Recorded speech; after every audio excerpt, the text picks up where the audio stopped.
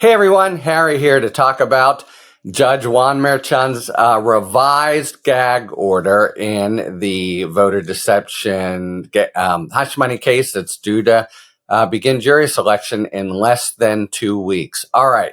So already he had entered a gag order that was modeled very carefully after an order approved in D.C. by Judge Tanya Chutkin, which then went up on appeal there in D.C. and was narrowed somewhat, said Trump, you could still talk about Jack Smith himself, but not about people in the courtroom, not about witnesses and the like. So Merchan had done something very similar, and it hadn't included himself, Merchan. It hadn't included Alvin Bragg. And horse's ass that he is, Trump proceeded to, go to the very millimeter of the border and especially trash the judge's daughter, who has done some work for a Democratic consulting firm, and kind of tie her to the judge, to the whole deep state, to Joe Biden, and really had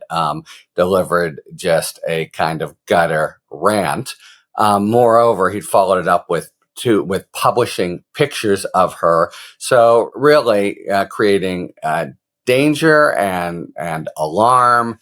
And as the judge ruled, a kind of situation in which you're intimidating the participants in the trial. If any witness or attorney thinks that her or his family are at risk, that obviously cows them, could really affect the integrity of the proceedings. And that's the point I really want to emphasize as for what he did yesterday and what's happening going forward. The DC case didn't have an imminent trial. And we have one now, and that is a very strong arrow in the quiver of Merchan. So, he started out as Jack Smith does in the January 6th indictment, as judges do with a total paean to Trump's First Amendment rights. And of course he has them, and he can, be out there campaigning, et cetera, et cetera, et cetera. But he says, we know you can't do witnesses. We know you can't try to mess with court personnel. And now there's something bigger. There's the integrity of the proceedings themselves. Because if you take the rant that he delivered about Lauren Merchan, or I think the last name's Merchan, any juror saw it, it would absolutely be prejudicial. You can't just trash the whole process, everything about it. And when a jury is sitting, and this jury is anonymous but not sequestered, in other words, it can receive news the way things go now. So something like that could actually find its way to them. And that's a very strong set of compelling interests that Merchan has to protect: the integrity of the proceedings and all the participants. So he makes a few points after the whole, yes, he has First Amendment rights, et cetera. The first is, he doesn't want to take the bait and make it look like he's mad because you're messing with his daughter and show his ire, because that's Trump trying to gin up what we can expect to come from him soon, actually, a renewed motion to recuse Merchan. He plays it a lot cooler, and he aligns the interests for Lauren, his daughter, with that of almost all participants in the process, and says this really risks, totally intimidating them. And then turning to the actual language and the things he had to say, said there are basically no. First of all, they were false.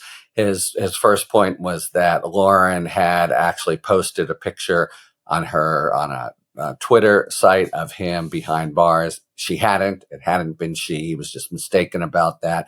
And then the whole kind of rant really is, serves no legitimate purpose, is the way that Merchan puts it. And then elsewhere, when Trump jumps up and down metaphorically and says their First Amendment rights, and saying these things, different points he wanted to make in his statements and did, Merchan says, A, they were disingenuous, not backed up, basically false, and B, the idea that they were, of important First Amendment value is fanciful. So he really swats it down hard, makes it clear that it's on the other side of the First Amendment, and there's a real additional reason here because we are in trial. I think it's the kind of thing that a court that in New York, the appellate division would honor and protect. You just cannot have a jury subject to such a risk of corruption as these kinds of statements would provide.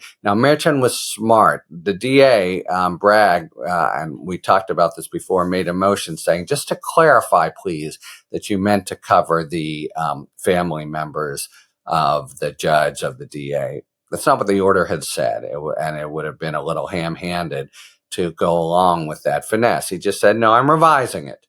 I'm revising it because of the real interest in the integrity of proceedings and the real interest at keeping, participants from being afraid, and the real interest in not polluting a jury and the like. And that's going to stand up. It should stand up. And Trump immediately came out bitterly complaining about being gagged and the like. But, any scrutiny of what he says he has a First Amendment right to really doesn't go, very far at all. So he's not going to be able to change it legally or say that there was some issue if he's convicted on appeal. And, it does go into the hopper of his, I'm being silenced here, but anyone with any nuance, I think not only would see through it, but would also have very little sympathy. It's one thing to rail abstractly against the deep state. It's another thing to just trash the judge's daughter and use it to, as he did, by the way, to make a argument that the judge now needs to recuse. That hasn't been formally advanced in front of the judge. I expect it will soon because, as I mentioned to you yesterday, we're in the final approaching the home stretch here, less than 2 weeks, and he's going to pull out any stops he can. And one of them, I think, will be a renewed motion to try to recuse Merchan as biased, etc. I don't think Merchan's going to go for it. I don't think that's going to be going anywhere.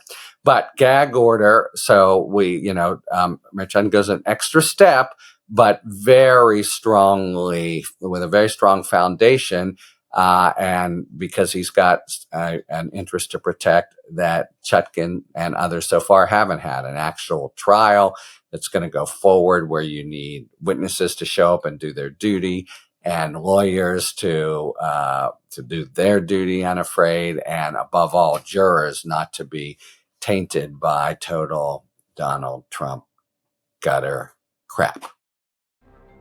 Talk to you later. Thanks for tuning in. If you enjoyed this video and other Talking Feds content, please take a second to like and subscribe. Talk to you later.